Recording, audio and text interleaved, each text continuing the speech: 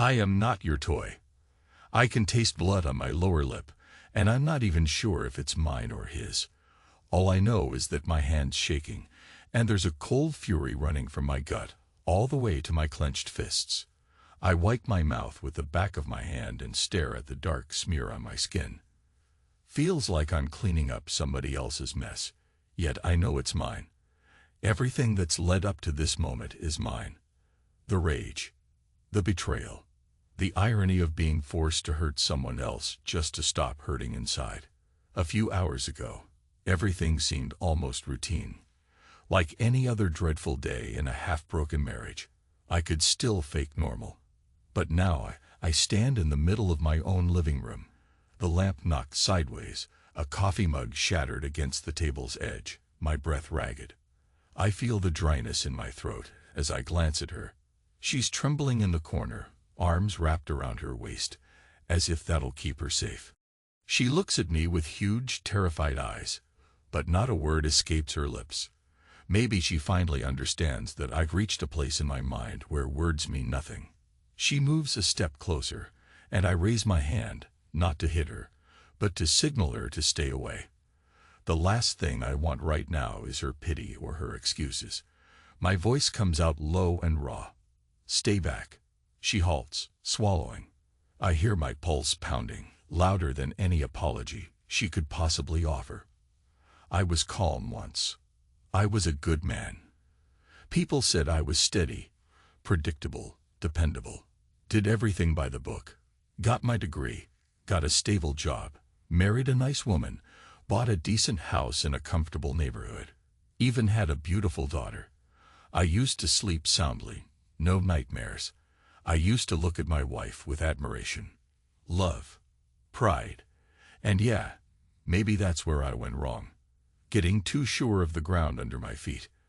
I remember the exact moment the first crack appeared. She sent me a screenshot by accident. She thought she was sending it to her friend, but it popped up on my phone instead. A conversation with a name I didn't recognize. Some Jim, James, or whatever. One line from him read, "I miss your touch." My chest felt like it caved in, just from those 4 words. She tried to cover it up, saying it was nothing. Some mistake. Yet she forgot to wipe that tremor from her voice. She forgot to erase the silent confession in her eyes. That was months ago, but it set everything in motion. Still, I pretended not to see it. I convinced myself it was a one-time blunder, a silly flirtation. Who was I to judge? Maybe it was just her coping mechanism. She'd been restless, complaining about not feeling appreciated. But the ache in my head wouldn't go away. My pride started dying in microscopic increments every day I turned a blind eye. I'd come home, see her phone flip down on the kitchen island. Sometimes I'd catch a glimpse of that name lighting up the screen. She'd snatch it away or slide it into her purse. We lived like 2 polite strangers, performing some half-hearted dinner ritual for the sake of our daughter. We never spoke about it directly again, and it ate me alive. I thought maybe if I poured more time into the family, brought her flowers randomly, took her out to that fancy seafood place she'd always mentioned, maybe that would stitch the tear between us. But every time I tried, I sensed that she wasn't fully there. Her eyes flicked to her phone, or drifted off to some far corner of the restaurant, as if searching for an exit. I remember one evening watching her put on makeup so carefully before a girls' night out. Except her best friend had canceled, so who was she meeting? I guess the only thing that kept me from exploding earlier was fear. Fear of confrontation. Fear of losing everything. Fear of looking like the weak, clueless husband. But that night, when I cornered her by the bedroom door, and she half laughed while saying, "You're overreacting," something snapped. I felt my own composure fracturing into sharp, ugly pieces. I asked my parents about getting a church annulment. Maybe it was a bizarre way of seeking closure without screaming in her face. It wasn't about humiliating her. It was about me trying to reassert some sense of control. The old me thought, if we married in a church, maybe that ceremony could be undone in the eyes of heaven. If she's already betrayed her vows. It was a personal decision, not a direct attack on her, but a statement to myself that I deserved better than secrets. When we met again the next day, I expected some remorse in her face. Regret, shame, something. But she looked at me with the calm acceptance of someone who'd already decided the outcome. That was the moment I realized. She wasn't going to pretend anymore. She'd admit it or ignore it. But either way, she was done lying. That look in her eyes turned my stomach. She said, "You want to leave? Fine." And all I could picture was her with that other man, the way he might touch her, the way she might laugh into his ear. I wanted to vomit. I told her it was over, and I saw the flicker in her face that confirmed what I'd known all along. She'd been waiting for me to say it. Maybe not hoping, but waiting. That was my final sign. She wasn't willing to fight for us. She wasn't going to beg. She just stood there, calm and cool, as if we were discussing our daughter's next dentist appointment. And I realized I was living a life that was already hollowed out from the inside. So I left. I drove around for hours, ended up somewhere near the old fishing pier. I watched the waves smash against the rocks and realized I couldn't hold back the tide. The tide had already swept away everything I cared about. I tried to keep busy after that, throwing myself into work, ignoring phone calls, half-heartedly responding to texts from my parents. But bitterness corroded me. Late at night, I'd sit on the couch with the TV on mute, seeing her face, imagining her with him. The mental images were torturous. The way she might moan his name, how she might arch her back under his hands, the sweat on her brow if he pleased her better than I ever could. I didn't want to see it, but it played in my head like an endless reel. Some twisted part of me even pictured her phone lighting up with a fresh message. "Last night was amazing, baby," or "Can't wait for the next time." My own imagination became my worst enemy. Then came the night I actually caught them. I wasn't planning on it. It just happened. Call it fate or stupid curiosity. She thought I was out of town for a work trip. I had my overnight bag in the trunk, but I decided at the last minute to turn around and come home, maybe to gather some clothes in peace or see if she'd left a key somewhere. I stopped the car in front of the house, and the lights were on. A silhouette crossed the window. A man's silhouette, too tall to be a random friend. My heartbeat pounded in my ears. I inched closer, trying to see through the curtains, and that's when I saw them. She was leaning back against the couch, hair tousled, and he was pressed against her, his hands on her hips. They were kissing with the kind of desperation that spoke volumes. This wasn't their first time. My legs went weak. A flush of hot anger washed over me so fast I nearly blacked out. My fists clenched around my car keys until they dug into my palm. I felt every muscle in my body tighten to a rigid coil. Part of me wanted to storm inside right then and there, but I stood frozen for a moment, swallowing down the bile, telling myself to breathe. I've got to see this clearly, I thought. No illusions, no half-truths. So I walked around to the side door, the one that leads through the laundry room, where we used to sneak in groceries when it rained. My hand trembled on the handle. I heard muffled voices, low moans. My throat felt like sandpaper. I pushed open the door. Not with a bang, but just enough force to make a statement. They jumped apart like startled animals. She scrambled to fix her blouse, and he looked at me as though he'd seen a ghost. His shirt was unbuttoned, revealing a lean torso covered in tattoos and sweat. She had that flush on her cheeks I recognized from the early days of our marriage. Her lips were red, swollen from kissing. The sight made my stomach churn in a sickening mix of rage and heartbreak. For a moment, none of us spoke. We just looked at each other, three strangers in a cheap bedroom farce. Then I said, "So this is what it looks like." My voice sounded dead, calm. She tried to speak, but words died on her tongue. He muttered, This is a misunderstanding." And some other nonsense. I just stared at him. He was younger than me, maybe mid-30s, with a confident smirk that had now vanished. I could have walked out, could have left them to their shame, but the primal part of my mind demanded something else, something physical. a release, so I stepped forward. He tried to back away, but I snatched him by the collar and drove my fist into his jaw. The crack echoed through the room. I watched him stagger backward, a look of stunned disbelief on his face. She screamed, "Stop it!" But I didn't stop. I tackled him, pinned him to the coffee table until it cracked under our weight. I rained punches, each blow fueled by months of suspicion, humiliation, and heartbreak. He got one good hit on me, caught my lip with his elbow. Pain blossomed through my face, and I tasted blood. That's when she grabbed my arm, nails digging into my skin. I shoved her away without looking. I felt the unstoppable momentum of a man who's too far gone to care about consequences. Finally, I heard him gasp, "Enough," and realized his nose was bleeding, and maybe one of his ribs was bruised. My knuckles throbbed, and the table was in pieces.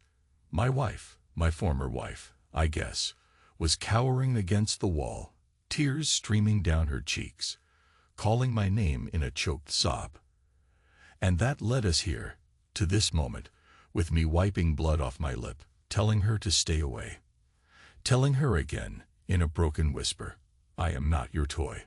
The lover, James, I recall now, is sprawled on the floor, trying to collect himself, panting. A part of me wants to laugh, some twisted, dark laughter at the absurd spectacle of it all. She finally manages to speak, her voice trembling. "You're insane." That stings, but I welcome the sting. If she thinks me insane, then maybe she'll think twice before inviting him into the home I paid for. "Get out," I say, glaring at him. "Both of you." My chest heaves with the force of each breath. She looks at me, eyes red, makeup smeared. And for a split second, I see genuine fear. But she hesitates. "Where am I supposed to go?" she asks. I bark a laugh. "Go to him. Isn't that what you wanted?" The venom in my voice surprises even me. She glances at him.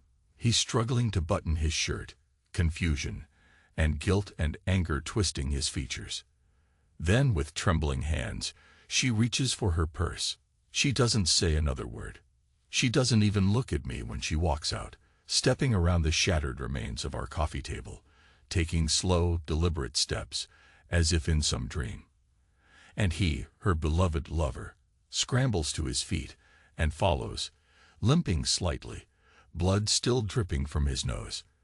The house is silent once they're gone. I listen to my own heartbeat, still furious in my chest. The lamp flickers, threatening to go out. The living room is a mess. Couch cushions on the floor, coffee mug shards everywhere, torn magazines, droplets of blood. The place I used to call home now looks like a crime scene, and maybe it is, in a way. A crime against my dignity, my illusions. I sink onto what's left of the sofa. My lip hurts like hell. The adrenaline leaves my body all at once, and a deep, shaking exhaustion sets in. The first coherent thought I have is, where is our daughter? She's staying at a friend's house tonight. Thank God for that. She didn't have to witness this ugliness. I close my eyes, swallowing the bitter taste that still coats my tongue. Part of me feels an odd relief, as if I've vomited a terrible sickness out of my system. Another part of me feels hollow, so hollow it almost scares me. Time passes. I don't know how long I sit there, staring at nothing, drifting between shock and a cold sense of finality. I recall I told my parents I'd talk to the priest about dissolving the church blessing. It occurs to me that, ironically, I might not need it anymore. The marriage isn't just in trouble. It's done. Over. She's gone. The vow is shattered beyond repair. Perhaps I should feel heartbreak, but all I sense is a numb weight pressing on my chest. Eventually, I get up, walk to the bathroom. I wash my face, see the bruises forming along my jaw, the dried blood on my lips. My reflection looks older, worn down. For a second, my mind flickers. Did I go too far? But the memory of them together, her breathless moan, that flash of guilt on her face, kills my self-doubt instantly. I clench my teeth and rinse my hands again. Then I head to the bedroom, rummage through the nightstand for the things I need. A fresh t-shirt, some antiseptic for my split knuckles. I notice her side of the closet is still full of clothes. A swirl of resentment stirs in my gut. She didn't even bother to pack. She just fled with him, leaving behind the life we built. I think about ripping all her dresses off the hangers, throwing them into the street. But the wave of anger crests and falls. I'm too drained to act on it. Instead, I head to the garage, open the mini fridge, and pull out a cold beer. I stand there in the musty darkness, the overhead light buzzing. I raise the bottle to my lips, my hands unsteady. The first gulp is heavenly. Then I let out a breath that sounds like a laugh, and a sob at the same time. I spend the rest of the night cleaning up the living room. I sweep the broken glass, fix the lamp, wipe the bloodstains from the floor. It's mechanical, a distraction. My mind keeps replaying the image of her pinned against the couch, her lips parted for him, her cheeks flushed with desire. The raw, intimate moment I glimpsed that was never meant for my eyes. My own wife, or who used to be my wife. At some point, I find a half-finished bottle of whiskey in the cupboard. I pour myself a shot. Then two, then three. The liquor burns, but not half as much as the betrayal. Finally, sometime before dawn, I collapse onto the recliner, half-drunk, bones aching, knuckles throbbing, soul heavy. The house is too silent. I don't even remember drifting off. When I wake, the sun is already high. My throat is parched, my head pounding. I check my phone. 8 missed calls, 5 texts. Some from her, some from unknown numbers. I ignore them all. Another text from my parents. Worried. Where are you? Are you okay? A flush of guilt hits me. They're old. I shouldn't cause them anxiety. But I can't handle a phone conversation right now, so I send a short reply. I'm alive. Need space. Then I toss the phone aside. After a shower, I decide I need to keep moving. The house feels suffocating, every corner tainted with memories. I hop in my car and drive. I end up at that old diner near the highway, the one I used to go to when we were newlyweds. The waitress sees my bruised lip and stares, but she doesn't comment. She just pours me coffee and takes my order. I eat a plate of pancakes that taste like cardboard. Across from me, at a booth, an older couple laughs softly over their breakfast. My gut twists with envy. I imagine them married for decades, unshakable. The bitterness creeps in again, so I leave a tip and exit without another word. Back in the car, I remember the conversation with the priest. He said something about speaking with my parents, about healing, about reflection. But I have no interest in prayer or reflection right now. My reflection is a man covered in bruises and betrayal. I drag aimlessly until I find myself near a park where families are picnicking, kids are running around. It's a glaring reminder of the life I once had, or thought I had. I park under a tree and sit in silence, letting the engine tick cool. That's when my phone rings again. I see her name on the screen. My stomach tightens. Against my better judgment, I answer. Her voice is shaky. Hey, are you okay? I laugh, a short, humorless bark. You're asking me if I'm okay. After last night. She hesitates, breathing so audibly into the line that I picture her biting her lip. It didn't have to end that way, she murmurs. The nerve. I snarl. End what way? The truth was going to come out sooner or later. She tries to explain herself, says she never intended for it to go so far, says she was lonely, felt ignored. My mind flicks to the times I was working late, the times I was so exhausted I fell asleep on the couch. Maybe I share some blame for neglect. But screw that. She had options, communication, counseling, anything but screwing some younger guy in our home. She says she needs to come by and get some clothes.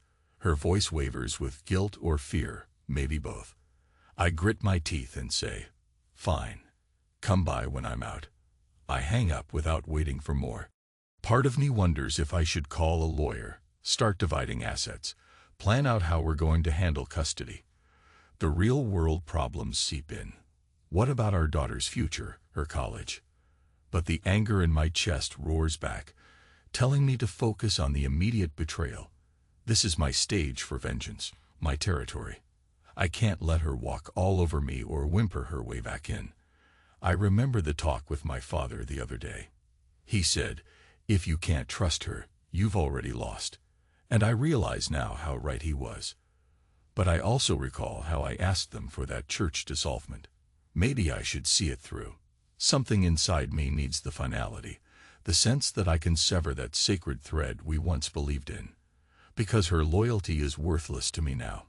I text my father. I want to do it. The church thing. Let's set it up. He replies almost instantly. Are you sure? I message back. Yes. He doesn't respond immediately. Maybe he's disappointed or worried. I don't care at the moment. I just need to destroy the last vestige of what once bound us. She burned the vows already. I'm just finishing the job. That evening, I pack a suitcase for myself. I find that I can't stand the idea of sleeping in the same bed we shared. My daughter is still at her friend's, and I decide to let her stay there a bit longer. I'll pick her up tomorrow, or the day after, once my head is clearer. I text her quickly, telling her I love her, and I'm okay. She replies with a simple heart emoji, and it almost breaks me. She's innocent in all this. I drive to a modest motel off the main road. The receptionist glances at my bruised face. I've become used to those stares by now. I pay cash and get a key. The room is small, stale-smelling, but at least it's not haunted by memories of her. I toss my stuff on the chair, open the curtains, and see the neon sign from the diner across the street flicker.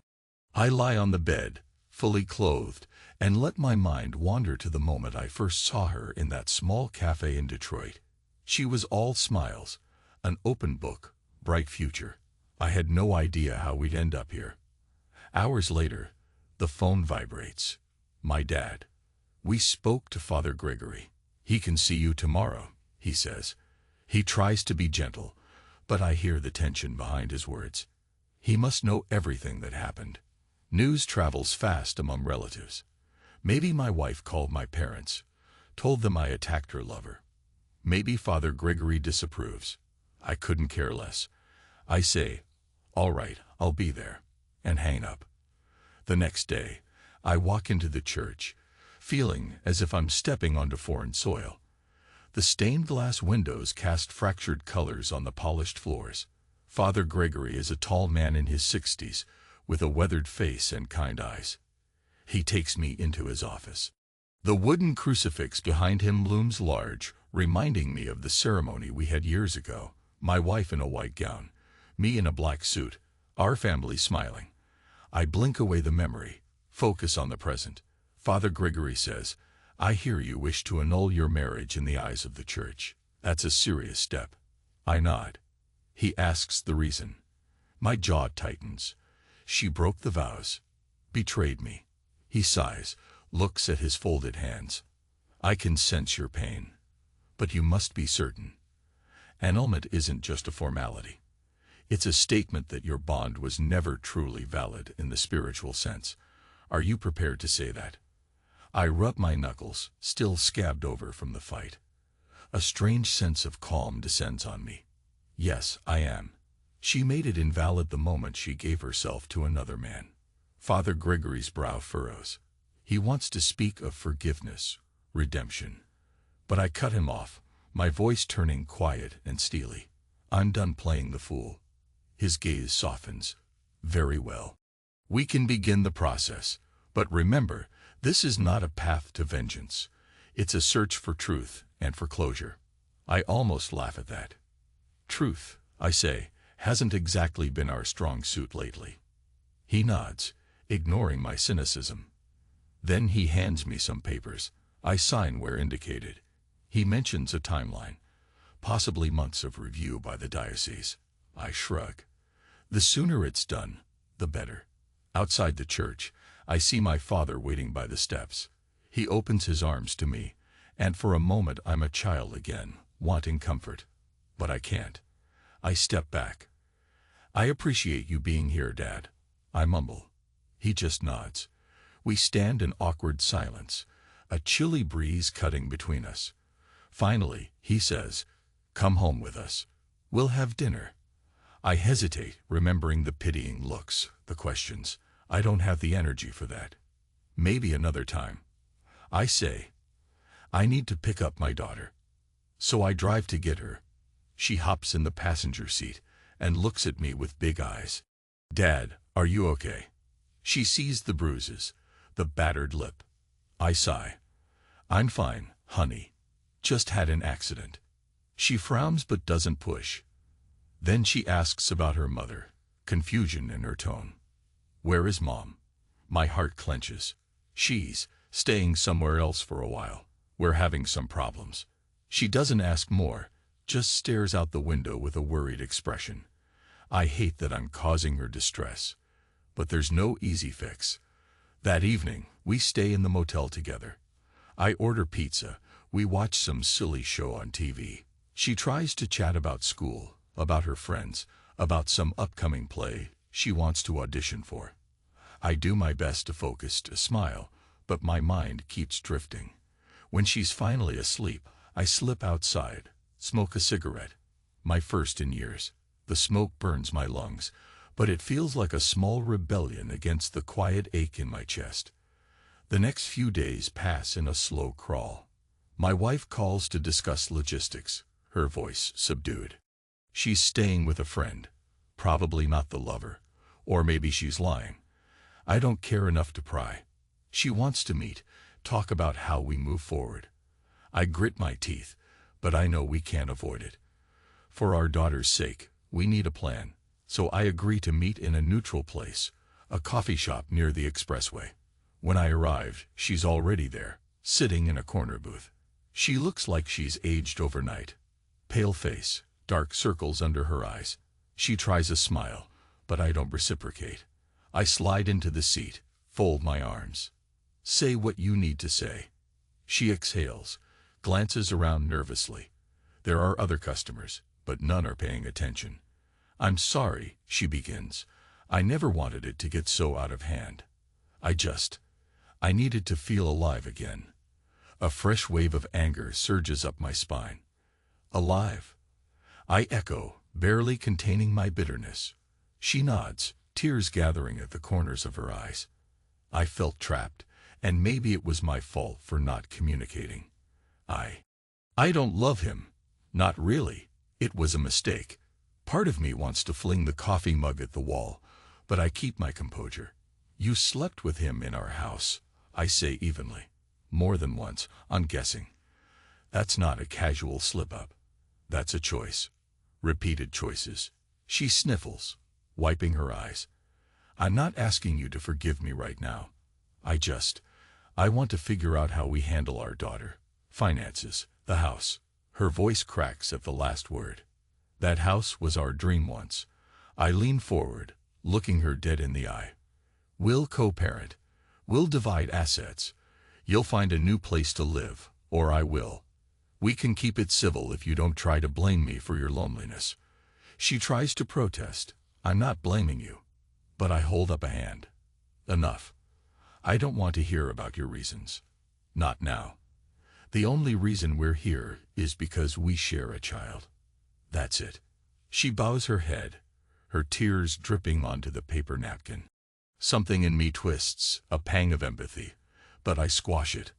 I remind myself of that scene on the couch, the flush of her cheeks under his hands. We agree on some basic arrangements. She'll see our daughter on weekends. We'll keep it calm in front of her. The coffee grows cold as we talk. At the end, she hesitantly asks, "You're going through with the annulment, aren't you?" I nod. She bites her lip, fighting new tears. "That's final then." I don't answer. She reaches out as if to touch my hand, but I pull away. "Don't," I whisper. She closes her eyes in resignation. I can't stand the sight of her tears anymore, so I get up and leave. Days turn into weeks. Life settles into a grim routine. My knuckles heal, though the memory of that fight is etched in my mind. I see my parents occasionally. They tiptoe around the subject. Father Gregory contacts me once about the paperwork. I sign more forms, trying not to dwell on the spiritual way of it. My daughter bravely navigates the new normal. Sometimes she stays with me at the motel, sometimes with her mother at a small apartment across town. The heartbreak in her eyes nearly undoes me, but I force myself to stay stoic. Then, one evening, I get a text from my wife. You need to finalize the house sale. Please come by tomorrow. The house. Our home. My stomach knots. But I realize I can't cling to a place that's been tainted by betrayal. So I agree. The next day, I pull into the driveway. The yard is overgrown. The mailbox stuffed with old flyers. Feels like a ghost house. She's waiting inside, wearing a sweater and jeans, looking exhausted. We sort through paperwork in the kitchen. It's painfully tedious. Sign here, initial there. At some point, she stares at me with watery eyes. This is it, isn't it? She murmurs. The end. I give a curt nod. She swallows. I never wanted to destroy you. That's when something inside me cracks. I let out a short, bitter laugh. Destroy me. Maybe you did, but I'm still standing. Silence hangs between us, thick and suffocating. She sets down the papers. I know I hurt you, she whispers. I will regret it for the rest of my life. My lips twist in a grimace. Good. As we finish signing the last document, I remember the faintest moment of mercy. I think about the fact that once upon a time, I was happy with this woman. We shared so much. I force myself to speak calmly.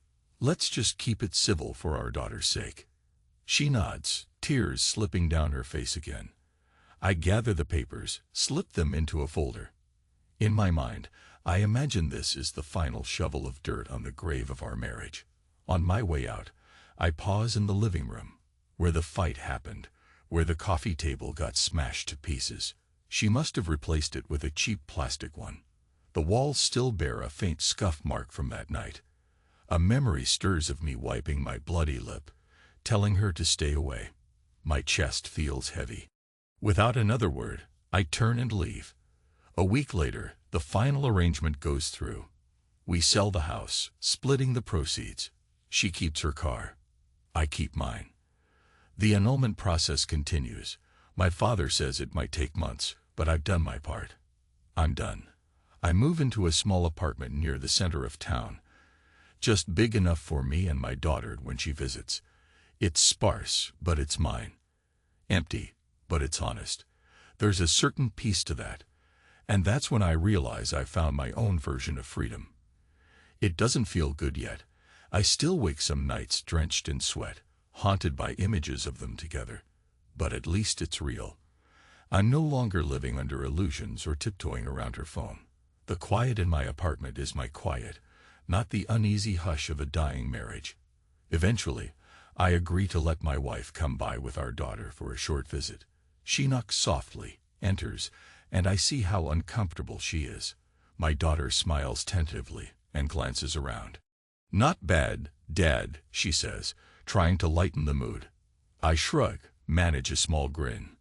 My wife stands awkwardly by the door, not sure where to look or what to do. I step aside, wave them in. My heart is pounding, but I maintain my composure. We make small talk about random stuff. The place is clean, if not entirely furnished. I have a second-hand couch, a small dining table, a single lamp. My wife compliments something trivial, maybe the view out the window, and I just nod. When she leaves, I feel both relieved and strangely sad, like I'm letting go of the last remains of some half-forgotten dream. Time passes, bit by bit. I throw myself into work again, take on more responsibilities at the office. My boss notices my drive, even offers me a better position. I might take it. Meanwhile, I meet my daughter every other day, take her for ice cream, watch her grow into a young woman. She doesn't talk much about her mom, and I don't ask. I assume they have their own conversations about me, about what happened. But that's not my concern anymore. One evening, I decide to box up the few old photos I salvage. Wedding pictures, holiday snapshots. I stare at them for a long time. In one, my wife and I are laughing at some joke I can't remember, arms around each other, eyes shining. I wonder where that moment went. Then I close the box and push it into the back of a closet. I don't want to burn them. I'm not that man. But I can't have them on display. Not now. Maybe not ever. And then comes the day I get a letter from the diocese. They've agreed to the annulment. It's official. Our church wedding is considered null. I run my thumb over the embossed seal, feeling the subdued satisfaction. She and I, whatever we had in that sacred sense, is gone. I let out a shaky breath. Strangely, I feel lighter. A part of me had always believed in the permanence of marriage, the sanctity. Now I'm forced to define myself anew. Not as a husband, but as a man alone. I go to the bathroom, look at myself in the mirror. The bruises have long since faded, just faint memories in my reflection. My lips are healed. My eyes, though, they look older, harder. I run a hand over my short hair and think, this is who I am now. Battle-worn, yes. Scared, definitely. But not broken. Later that night, I sit on the tiny balcony of my apartment, a cold beer in my hand, gazing at the city lights. There's a chill in the air. The memory of that last fight resurfaces, her terrified expression. My fists slamming into his face, the raw, animalistic fury that took over. I let out a slow exhale, half laughing at the madness of it all. A twisted black humor creeps in. Maybe I should have been more polite about the whole thing. But no, some betrayals need a violent release, or they'll poison you from the inside. A phone buzz interrupts my thoughts. It's a text from a number I don't recognize. Hey, man. It's James. For a second, I blink, not comprehending. Then the realization hits, her lover. My teeth grind. I want to ignore it, but curiosity wins out. I open it. He writes something about wanting to apologize and hoping we can move past this. My hand clenches around the phone, my mind swirling with half-formed curses. Then I simply delete the message without replying. At that moment, I discover a strange feeling blossoming in my chest. Indifference. Yes, the resentment is there, but overshadowed by something calmer. I don't care about him or what he wants to say. I don't need closure from him. He's a footnote in my story, a grim chapter that's already ended. Another wave of relief, or maybe emptiness, hits me, but it's the kind of emptiness that has space for something else to fill in the future. I gaze at the skyline, let the city's hum wash over me. I think about the weekend. Maybe I'll take my daughter to that new science museum. I'll send a text, see if she's free. And for the first time in a long while, I feel a tentative spark of hope for whatever comes next. Yes, I'd lost a marriage. Yes, she betrayed me. Yes, I unleashed a rage I didn't know I was capable of. But I'm still here. I'm still breathing. And in the hush of this lonely balcony, with the city lights winking in the distance, I realize I've arrived at something like peace. It's not happiness. Not yet. But it's a start. Because emptiness can be freedom, too, in its own cold way. I linger there for a while, letting the night breeze cool my face. Then I go inside, close the door, and leave the darkness behind.